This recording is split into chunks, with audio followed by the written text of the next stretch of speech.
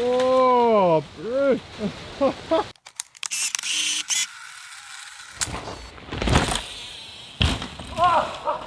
good morning. So you may have seen my sweet umbrella in yesterday's video.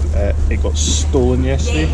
You're liking the umbrella setup? Hands free for the boys. Very annoying, so I need to try and waterproof my camera by putting a plastic bag over it.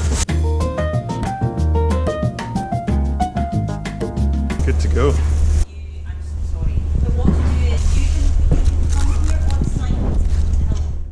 Talking of umbrellas, got a load of Robbie here. He's hooked me up. Nice and colourful.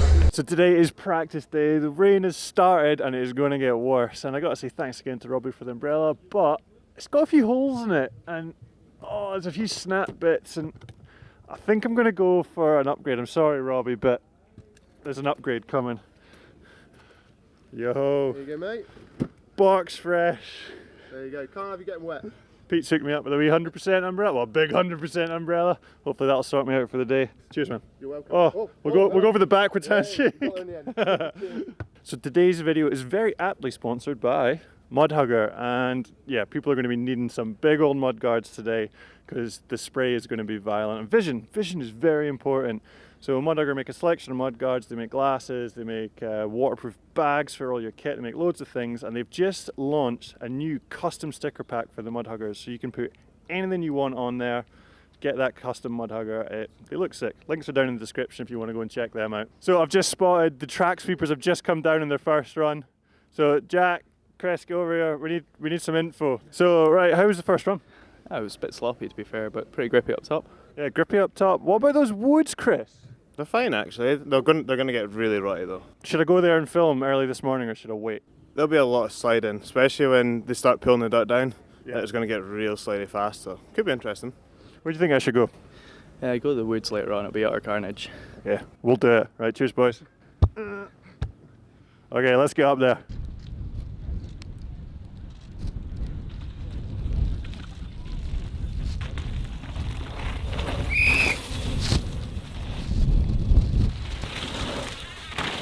I love watching these turns here because riders actually pump the bike into the turn, unweight the bike so it's clean in the air through here, land, and then pump the bike into the next turn. Looks so cool. Riders do that because in between the two turns there's this rocky step. If your wheels hit that at speed, it will kick you too deep into the next turn, putting you out of time. Plus it looks sick as well.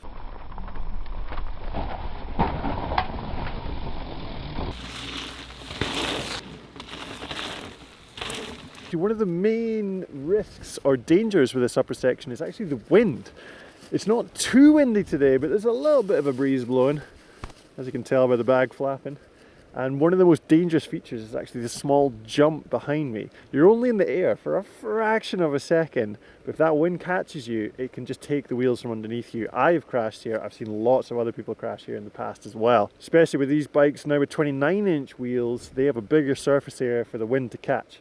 So they stuck a little windsock in there just to tell you if you're getting a crosswind or not. Right now it's a tailwind, so it is perfect. And just as I say that, the wind shifts to a crosswind. Ho ho ho. That's the way to do it though. Keep it low and fast. Less time in the air the better.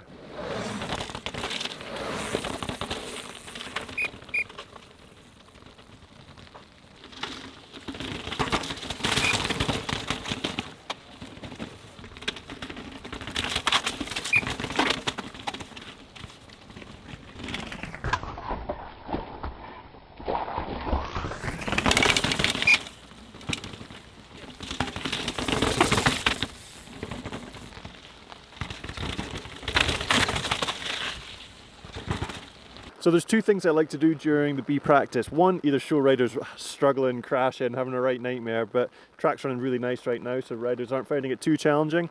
Or I like to show how hard the track is.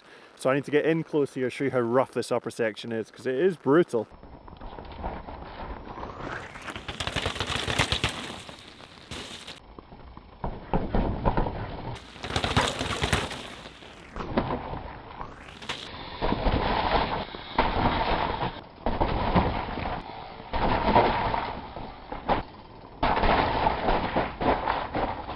So this drop in the upper section's an interesting one.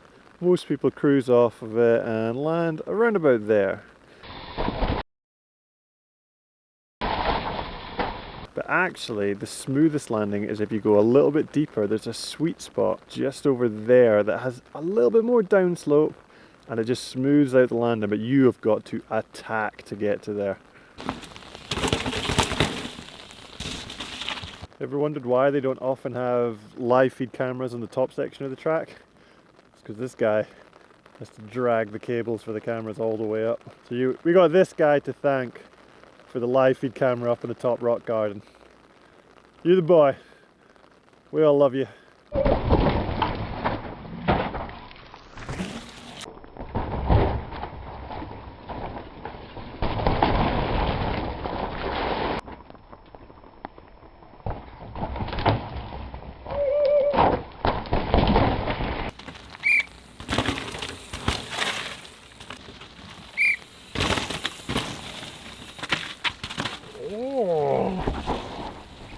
That was fast. That was close. You okay? Wait. Don't breathe. Okay, take a moment. I think a medic. Medic, she snapped the chin piece off her helmet. Well done flipping. Was it on camera? No. We didn't get it on camera. Oh no. Hi. So a girl there, Aston Tutt, I wasn't recording. I just looked up and I just saw this bike cartwheeling. She went over the bars and just landed straight on her face and ripped the chin piece off the helmet. Oh, horrible crash. Right, so that's B practice winding down. I'm gonna go down, process this footage, get the edit started.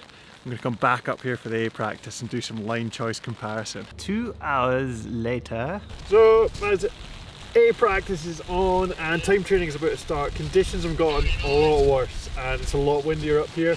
What I usually do for the ghosted footage is I'll set my camera up on a tripod, but it's so windy and wet, tripod's going to shake about, lens is going to get wet, it's not going to work.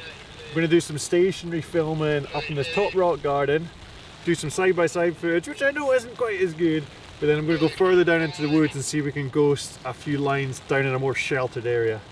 Right, let's get a few people in this top rock garden.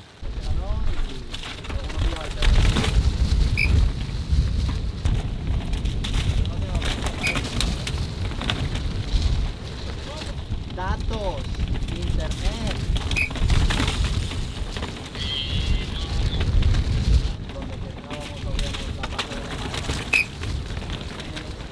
So not by choice, we're back to the old side-by-sides. Here we have Scottish junior Jamie Edmondson ploughing the wide line and wildman Phil Atwell taking the more direct middle line. Both are very similar on the exit of that first turn and they motor down the rocks and into that right-hander.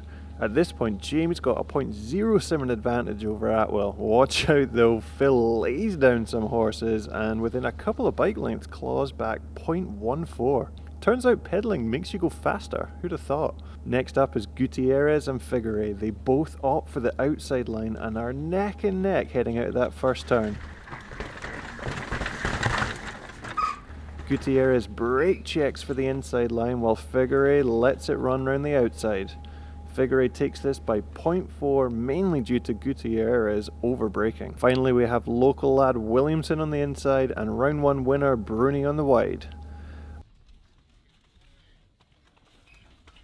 At this point Williamson is just a bar hair in front of Bruni, but check the exit speed Bruni carries round that outside line.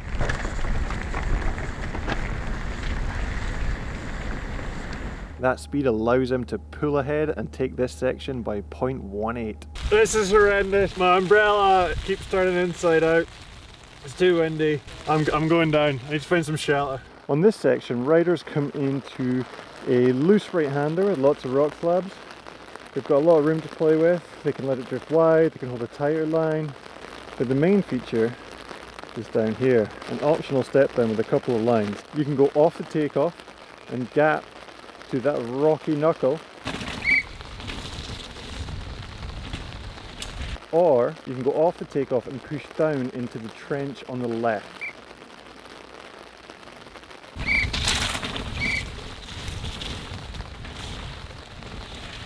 The gap to the knuckle is a bigger gap and harder to do, but it gives you a bit of a downslope even though it is rough, and it also gives you a straighter setup into the next corner. The push to the left is easier and can be done at lower speeds, but you can also do it really fast. But that isn't it, there's actually a third line.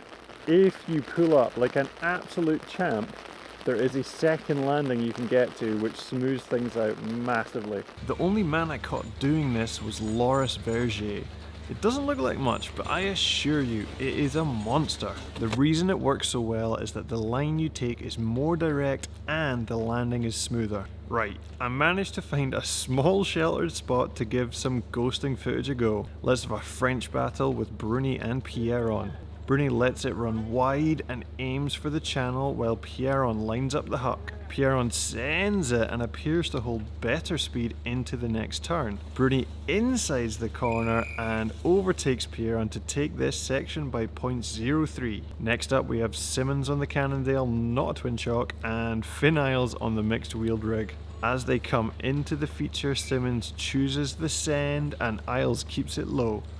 There is definitely more exit speed out of that gap and Simmons holds it to the line for a 0.04 win.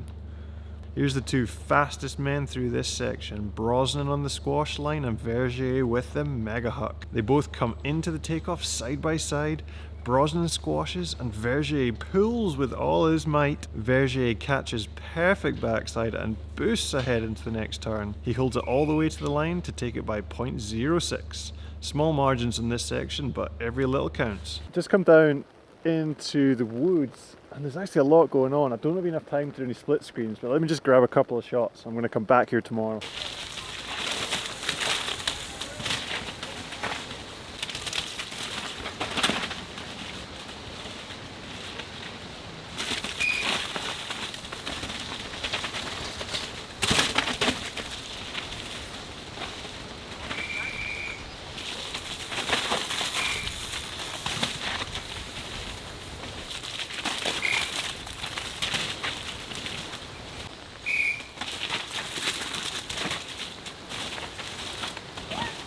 Oh, Bruce!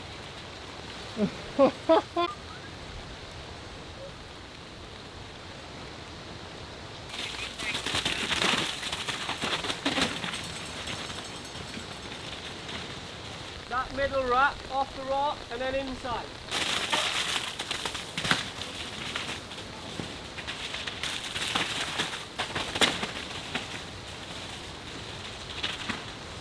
I think it's been raining.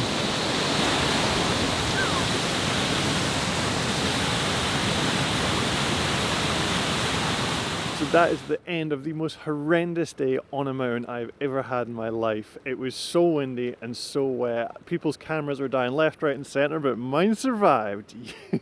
So news today, we got an update. Yesterday I said Matt Walker is never going to be riding a bike after breaking ribs. Turns out he's just soldiering through. So he is riding a bike and he is looking quite good. Don't know if those sore ribs are going to hold him back though. Other news, Tanny Seagrave has hurt herself quite badly. Dislocated her shoulder on her first practice run with a #1 plate on. Hopefully she doesn't read into that too much and think it's a sign, because it can happen at any time. Don't believe in superstition. So stay tuned for tomorrow. Pink Bike's inside the tape video. We're going to go to those woods because those woods are looking really interesting. That's going to be a rad video. And thank you to Mudhugger, video sponsor. Really love these guys. Check out those new decals they're making. Custom decals. Make your own custom mudguard. And use this discount code for buying anything off their site. Doesn't include those custom decals though. But everything else, 10% off. Use the code. Go, check it out now. Links down in the description. Like, subscribe. See you tomorrow.